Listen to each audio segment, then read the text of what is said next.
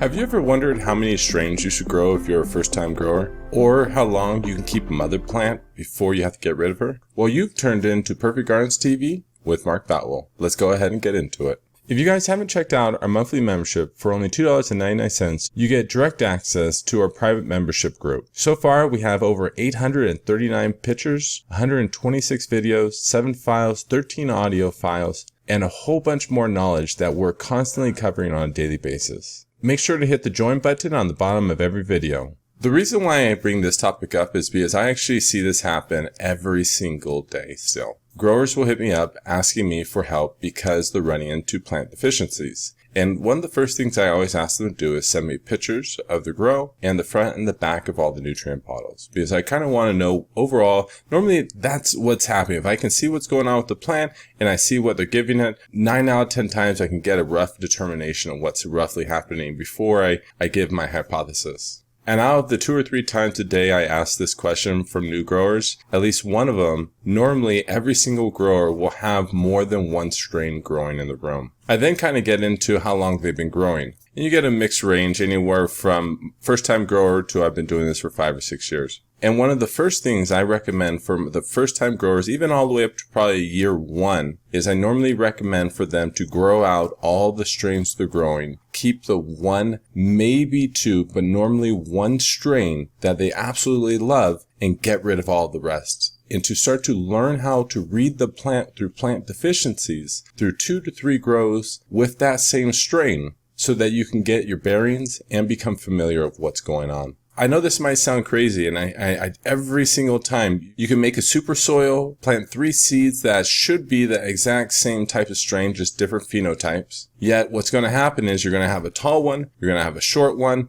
and you might even have a medium one. And each of those are going to have different characteristics every single time. And I know I kind of thrown it up a little bit on you from seeds to clones, and also from different types of seeds having should be the same genetics, but more often than not, most seed suppliers in this industry are shit. So you're going to end up getting 3 different strains. The reason why I'm talking about this is because most often than not, when the growers are growing from seed initially from the beginning, it is kind of difficult for them to get their bearings, especially if they get bad genetics right from the get-go. This is also why I would normally recommend for most new time growers, if they can, to go from a clone versus a seed. If you know your suppliers and if you can trust their consistency through some type of first-hand experience, whether it's through friends, reviews online, or just kind of plain and simple how they treat their clones when you go into their facilities to purchase them. I know more often than not when you go in there and you see that selection, you're like, oh man, I like that one, I like this one, give me 3 of those.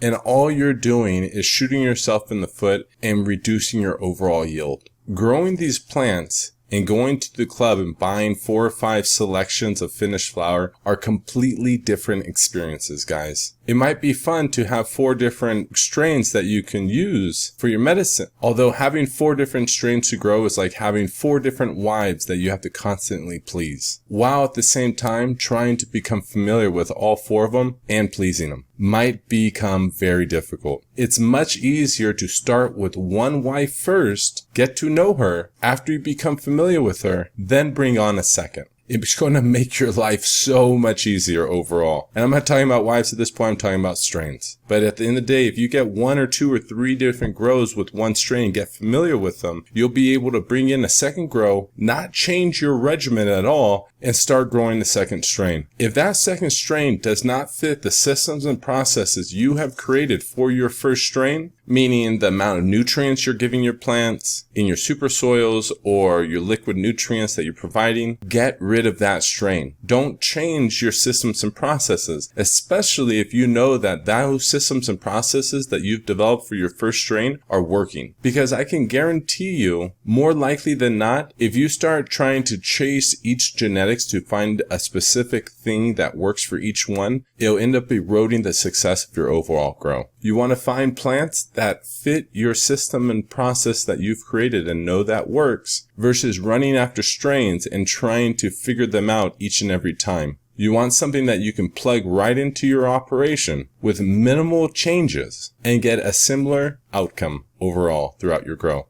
And then from there, Once again, repeat the same process. Grow those two strains together, side by side, 2-3 grows before you try to bring in another strain again. At the end of the day, max, absolute max, I would be growing 3 strains on an operation. I'm talking about big operations. Like if you have a single tent, I would only be growing 1-2 strains max. And that's after you have already grown 2 or 3 different times through a complete cycle and have had success each and every time. And what do I mean by success? Success means by bringing in a harvest that you are personally happy with. The last subject is how many times can you clone off of a mother plant before you have to get rid of the genetics. From here, all I'm going to tell you is my own personal experience of what we did at the mushroom farm before we got busted. Our family is probably the people that have spent the most money on one single genetics. And back in the day, there used to be a strain called Original Cookies. This was way back in 2012. There's tons of cookie strains out now, but we actually paid $1,000 per clone, and we purchased 6 clones that were unrooted. From those 6 clones, we only rooted 2. From those 2 clones, we went on to clone roughly about 9,500 to 10,000 clones before getting busted from those 2 original cookie strains. So next time when you go to the club and someone tells you, oh, you can only clone off of a mother plant a couple different times or the genetics a few different times before you have to throw it away, that's only because they're either a shitty grower that doesn't know how to maintain a mother plant or is cloning from unstable genetics and has not had a true experience dealing with a stable genetic strain. Because if you're dealing with a stable genetic strain, I'm telling you, you can clone as much as you like without having any issues, as long as you are giving the plants what they need to be healthy overall. Remember, guys, you are growers. Your patients are relying on you to produce healthy medicine. I would highly recommend to get your bearings before you try to mix and match, if you want any level of long-term success in this industry or farming in general. Okay, what do you think of the membership and all that stuff? Is it worth the $2.99? Honestly, Yeah. even though when I become a professional grower, you got me hooked for life with that membership. I appreciate you, man. Thanks, James. No, to be honest, it's not just it's not something to push the products, but it's real from the heart. Please remember to like, share, and subscribe. Have a great grow, everyone. This first one, in the very bottom, you'll see it says a small tent grow setup. And then you have the commercial amendment side right here. Yep. So as you get bigger, this is where you'd go to, for large scale operations. For a small scale, it's set up all the way up to a 3x3, 4x4, 4x8, and 5x5 right here.